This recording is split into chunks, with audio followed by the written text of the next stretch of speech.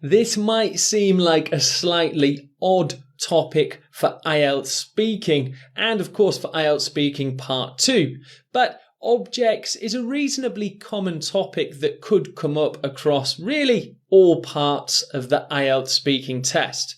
So we're going to look at 2 cue cards for objects. The first cue card will be more open and it will be about objects in general. The second cue card will be about a specific object and something that will be really useful to understand some vocabulary about. So let's take a look at the first cue card. Describe an object you own that is important to you. You should say what it is, when you got it, where you use it, and explain why it is important to you. So a very general open cue card about an important object. And I'm sure we can all think of something that we could discuss. So we're going to be saying what this object is, when we got it, where we use it most, and why is it important. Here is our model answer. I'm actually going to talk about my most cherished possession at home, and that's my laptop. I use it pretty much 24/7, so it was an easy choice to talk about it. My girlfriend says it's more like my baby, but she's just jealous. It's quite a high-end laptop in terms of specifications, so I really try to look after it as much as possible. It's a top-of-the-range Lenovo laptop that runs Windows. I had considered getting a MacBook, but in all honesty, I didn't feel like they gave as much value for money. I bought it when I was out window shopping at the local shopping centre. It was something of an impulse buy, as I hadn't really been desperately needing a new computer. It was on sale for the next 2 days, so I decided to take advantage of the situation and buy it there and then. I had a pretty tight budget for the next few weeks.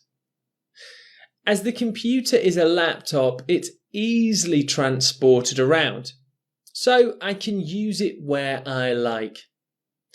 I often visit some coffee shops around the area I live and take the laptop with me. It's great for doing work on the fly. Let's hope it continues to serve me well for a few more years. So there you go, a really nicely rounded, well-detailed answer about an important object, which is a laptop. And there's also some language in here regarding shopping, because we were asked when and where did we get this object. Okay, let's take a look at some really focused language for this answer. So beginning with this expression, a most cherished possession. So to cherish means to really love something, and a possession is something you own. So the common collocation is a cherished possession. So we can say an important object, we can also call a cherished possession. Here we have the expression 24/7. So in this example, the person is saying they pretty much use their laptop 24 hours a day, 7 days a week. It simply means all the time. And here we have my girlfriend says it's more like my baby. So if you really like something you own, you can say, oh, it's my baby. It's like my baby. It's a bit of idiomatic language using a simile, like my baby. It is like my baby.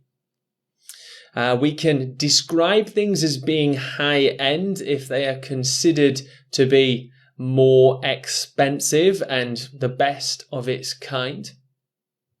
And here, specification. So when talking about technology or objects from tech, we can say, what are its specifications? For example, what are the specifications of that phone? Here we have a common collocation, look after it. So if you look after it or look after someone, it means take care of them.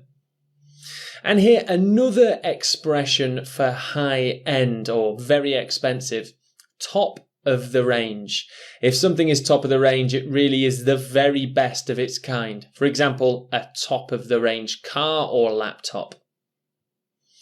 And here we have value for money. So when talking about something that you have purchased, you can also discuss its value for money. It could even be an event or a theme park or something like this. It didn't give much value for money. It was too expensive. It was great value for money. It had a lot of features and was cheap. A very native expression. Here we have window shopping. So a common collocation we use when we aren't really going out to buy something, but we're just looking through the shops and just enjoying some leisure time and shopping in a relaxed way. Here we have impulse buy. So we're onto some very specific language for shopping. If something was an impulse buy, it means you didn't think about it too much. You just bought it very quickly, there and then, right at that time. An impulse buy. Here we have on sale. So if something is on sale, it means that it currently has a discount. And this sort of longer expression, to take advantage of the situation. In this example, the laptop was on sale. So we took advantage of the situation and bought it. The situation being the laptop was on sale. Here we have tight budget. So if you don't have a lot of spare money, extra cash, you can say you were really on a tight budget. Here we have the expression to work on the fly. So often people with laptops will work in different areas as they travel. We can say that this is working on the fly. And finally, our last expression is serves me well. So if something serves me well, it means that it's really given a lot of value for money and it's really been a useful object.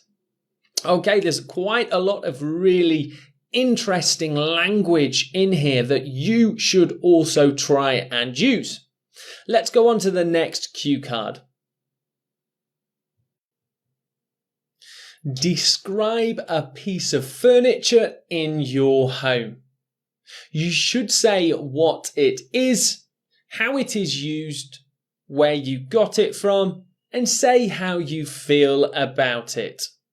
So, more specific, but still asking you about an object that you own. And here we are discussing a piece of furniture.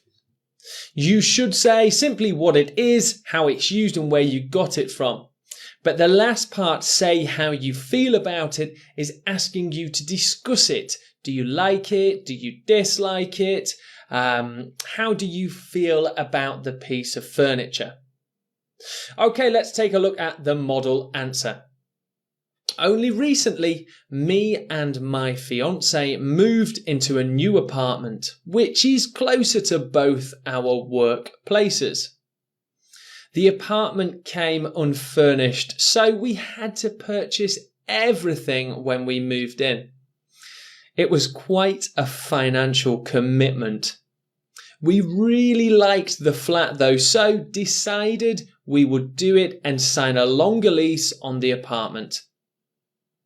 My favourite piece of furniture we bought is a footstool with hidden cabinet inside.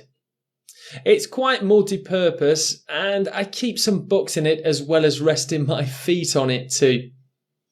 It's not really a luxury footstool. It's quite ordinary really, but I have really taken to it. It doesn't take up much room. It's only a small thing. We purchased it from IKEA, which I'm sure you've heard of.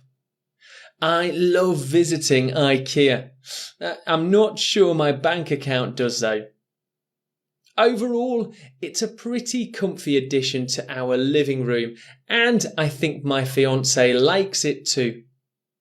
IKEA products are usually well made, so hopefully it stays in good condition for some time to come. Okay, so discussing a piece of furniture, and in this model answer, it's a footstool. Let's take a look at some focused language.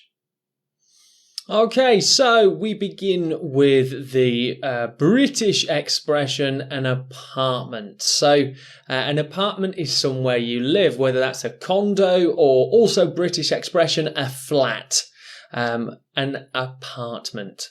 Here we have unfurnished.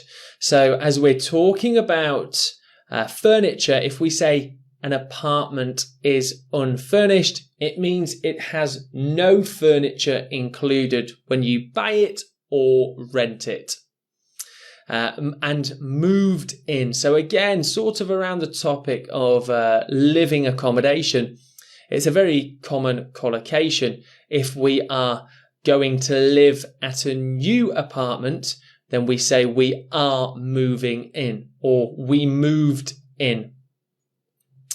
Here we have financial commitment. So if something is quite a big financial commitment, it means it's a difficult decision to decide that you should spend that money.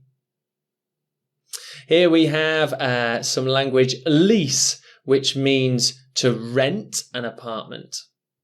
And here we have the name of the furniture, a footstool. So this is usually a piece of furniture attached to a chair where you can rest your feet. And often there might be a cabinet hidden inside, so you can keep things inside the footstool too. We described it as being multi-purpose due to it keeping your feet on and having space inside to store things. So if something is multi-purpose, it has a few different uses. And here we have the vocabulary luxury. So if something is really, again, high-end, top of the range, very expensive, we can say it is a luxury object, a luxury footstool. And here's a great expression to say that you've really began liking something. You've taken to it. At first, I didn't really like reading, but now I've really taken to it. I'm enjoying it a lot more. Here we have take up much room. It doesn't take up much room. It does take up a lot of room. So it means that this object really fills the area. So in here, the footstool doesn't take up much room. It's only small. Here we have addition. So if we say something is a comfy addition, a useful addition, an enjoyable addition, it means something that you have added to an area. So in this example, the footstool's a pretty comfy addition to the living room. And finally, another collocation, well made. So IKEA, which is a shopping centre, a supermarket for furniture, they're usually well made. Okay, so that brings us to the end of the second model answer about furniture and a more specific object. Any questions, please do go to the Q&A and I will see you there.